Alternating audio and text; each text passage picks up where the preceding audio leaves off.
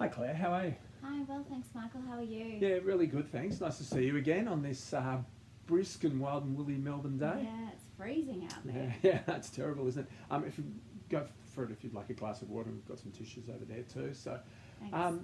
yes, yeah, interesting to catch up with you again. Last time when we spoke, you talked a lot about, in particular, feelings of self-doubt and inadequacy. Particularly with regards to parenting, Ethan.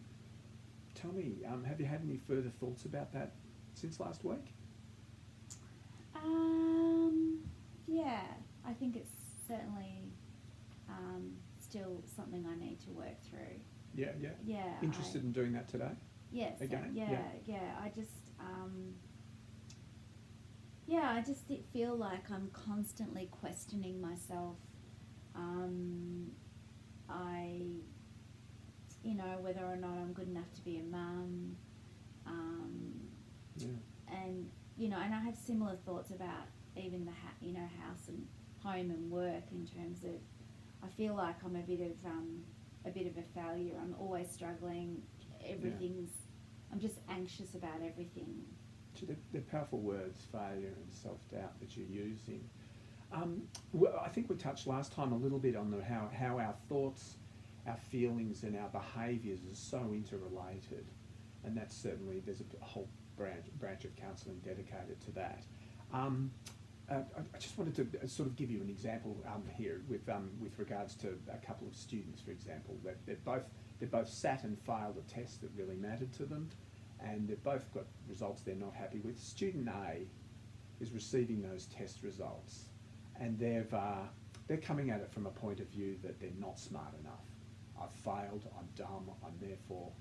And then the results help send them into a bit of a spiral of negativity and inaction, a bit of sort of the depressed kind of state, and they're not studying as well, they're low motivation, and then next test comes along, and lo and behold, it's sort of almost like a self-fulfilling prophecy. It becomes that they slip into another unsatisfactory result. Whereas student B, on the other hand, goes about it with an entirely different mindset. And student B's mindset is one where they get the test results and they look at it and they go, well, I really stuffed up there, didn't I? But I need to change the way I study, and I can do that. And they set about studying in a different way, and as you can imagine where the story's going, that they then achieve their satisfactory result the next time. And the key difference being, of course, that first initial thought that they've had, that initial thought about themselves. You see where we're sort of going with that? Yeah, I think so. Now, what we believe in counselling is that we can help people change those thoughts, and they can almost reprogram themselves. Does that sound like something of interest to you? We'll sort of take some steps in that way today. Okay. Now you've talked a little bit about, you've used phrases like you're a bad parent, and you're not good enough. Tell me, what evidence is there that you're a bad parent? Oh, well, I guess I sort of feel like, when Ethan falls over and hurts himself, or when he catches a cold, or even, having a tantrum, that, it's a reflection of me. Like, I can't manage it, I'm a failure, I'm struggling to get everything done, and so these things wouldn't occur for Ethan if I was better. So this is something that's occurred since Ethan was born for you? Yeah, absolutely. Really? Yeah, okay. And just in relation to parenting, are we talking? No, I think it's now coming through even in the work front and home front. Like, just that whole, I feel like I mess so many things up. I'm struggling with getting tasks done at home, at work, and then even with Ethan. So I'm quite anxious. So at work as well?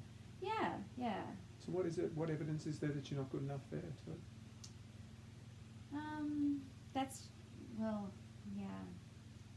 I don't know that there's evidence there.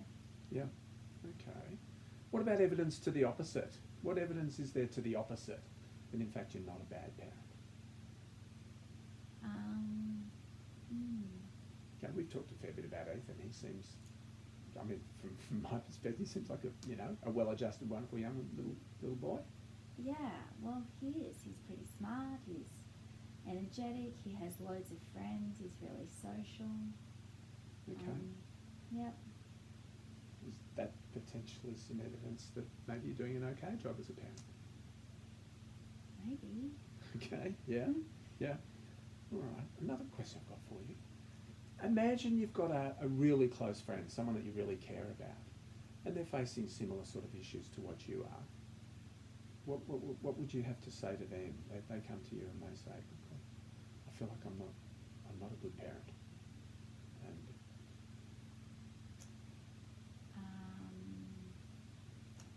I would probably say, that my son got a cold. That's a sign that I'm a terrible kids parent. catch colds.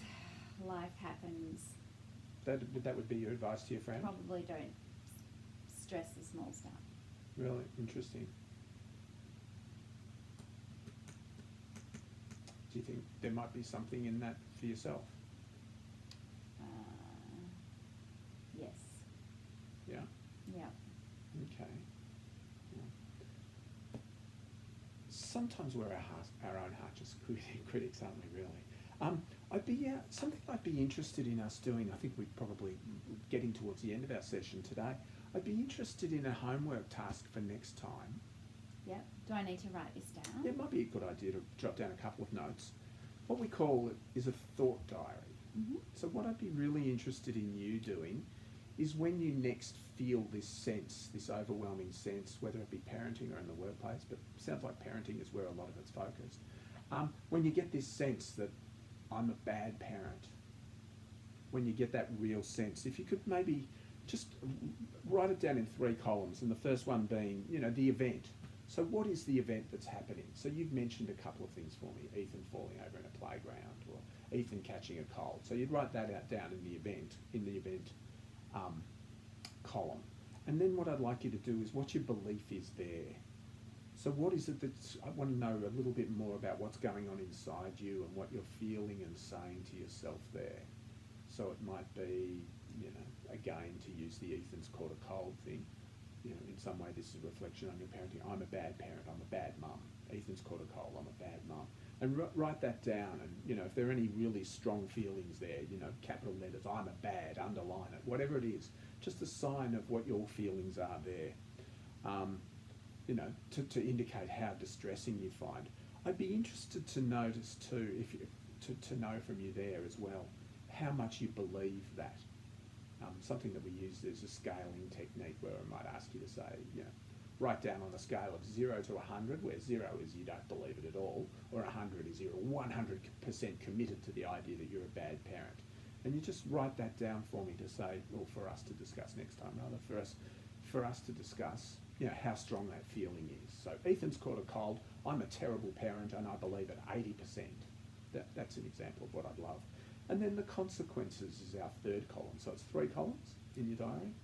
That 3rd column is then the consequences in terms of your feelings about yourself. How do you feel? What are the sensations that are going on in your body? Is your heart racing? Are you breaking into a sweat? Are you, you're having palpitations? Are you just feeling down? Are you feeling like everyone's looking at you? Whatever that is. How does that sound to you as a little homework task? Yeah, I think I can manage that. Yeah. Do you see where we're going in all this today in terms of... Yeah, I think so. Yeah. Yeah. How do you feel about what we've covered in today's session? Yeah, good, yeah. I think I'm starting to understand about changing some of my thoughts. Your initial thoughts on something? Yeah. Great. Well, I think that's where we'd like it to be going. So we might wrap that up today. Do you feel like you can complete the homework task for us? Yes, I can. Yeah. Well, great. It's been great to see you again. Yeah. And I look forward to reading, what happens in your diary next time too. Thanks, Lovely to see you. Michael. Thanks. Bye.